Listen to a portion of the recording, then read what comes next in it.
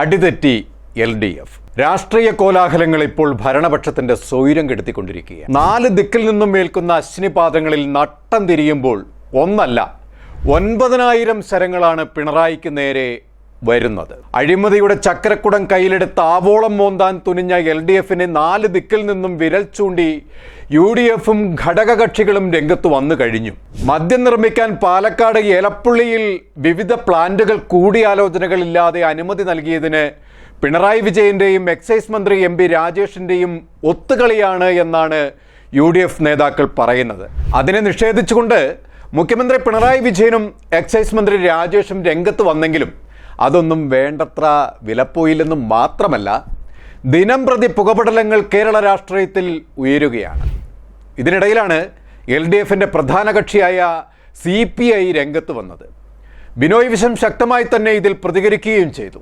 സർക്കാർ ഈ പദ്ധതിയിൽ നിന്ന് പിന്മാറണമെന്ന് പറഞ്ഞിരുന്നു. ഏത് വികസനമായാലും മൗലികാവകാശങ്ങളെ നിഷേധിച്ചുകൊണ്ടാവരുത് എന്നും, കുടിവെള്ളത്തെ മറന്ന് എന്ത് വികസനമാണ് സർക്കാർ നടപ്പിലാക്കാൻ പോകുന്നത് എന്നുമാണ് ബിനോയ് വിശ്വത്തിന്റെ പ്രതികരണത്തിലുണ്ടായിരുന്നത്. വയലിൽ മദ്യമാണോ നെല്ലാണോ ഉൽപ്പാദിപ്പിക്കേണ്ടത്? ബ്രൂവറിക്കെതിരെ പാർട്ടി മുഖപത്രത്തിൽ CPI ദേശീയ കൗൺസിൽ അംഗം സത്യൻ മുഖേരിയുടെ ലേഖനവും വന്നു കഴിഞ്ഞു. സംസ്ഥാന താൽപര്യത്തിന് നിരക്കാത്ത പദ്ധതിയിൽ നിന്നും സർക്കാർ പിന്മാറണമെന്നും CPI മുഖപത്ര ലേഖനത്തിൽ പറയുന്നുണ്ട്. തുടർന്ന് മദ്യനിർമ്മാണശാലയ്ക്ക് അനുമതി നൽകിയത് മുഖ്യമന്ത്രിയും എക്സൈസ് മന്ത്രിയും മാത്രം ആലോചിച്ചാണ് എന്ന് പറഞ്ഞ് VD സതീശൻ ക്യാബിനറ്റ് നോട്ട് പുറത്തുവിട്ടുകൊണ്ട് രംഗത്ത് വന്നതും ഇക്കാര്യത്തിൽ സർക്കാരിന്റെ കള്ളത്തരം വെളിവാകുന്നതായിരുന്നു. രമേശ് ചെന്നിത്തലയും KC വേണുഗോപാലും തുടങ്ങി UDF നേതാക്കൾ മുഴുവനായും സർക്കാരിന്റെ ഈ മദ്യനയത്തിനെതിരെ ശക്തമായി പ്രതികരിച്ചതോടെ സംഭവം കൈവിട്ടുപോയി സർക്കാരിന്. പെരുമാട്ടി പഞ്ചായത്തിൽ കൊക്കക്കോള ഫാക്ടറി അനുവദിച്ചപ്പോൾ അതിനെതിരെ സമരം നയിച്ച പാർട്ടി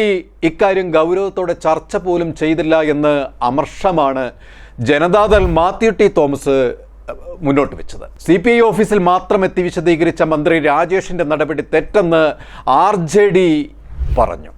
ഇതിൽ സർക്കാരിന്റെ കള്ളക്കളിയുണ്ട് എന്നാണ് RJD പറഞ്ഞു വരുന്നത്.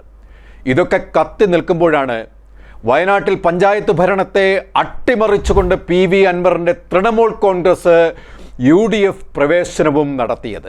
LDFിൽ നിന്ന് പുറത്താക്കിയ ബെന്നി ചെറിയാനെ തൃണമൂൽ കോൺഗ്രസിൽ ചേർത്ത് പനമരം പഞ്ചായത്തിൽ അവിശ്വാസ പ്രമേയം കൊണ്ടുവന്ന് പഞ്ചായത്ത് ഭരണം അട്ടിമറിച്ച് UDF ഭരണത്തിലേറാൻ ചരട് വലിച്ച PV അൻവർ വിജയിക്കുകയായിരുന്നു. ഇതൊക്കെ ഒരു ഭാഗത്ത് കലുഷിതമായി അരങ്ങേറുമ്പോൾ കേരളത്തിൽ സർക്കാരിൻ്റെ പിടിപ്പുകേട് കൊണ്ട് അരക്ഷിതാവസ്ഥയുടെ നാടായി മാറുന്നത് ചർച്ച ചെയ്യുകയാണ് പൊതുജനം. കൊലപാതകങ്ങളും തീവെട്ടിക്കൊള്ളയും അഴിമതിയും പോലീസ് പിടിപ്പുകേടും വിലക്കയറ്റവും കൊണ്ട് കേരളം എരിതീയിലാണിപ്പോൾ.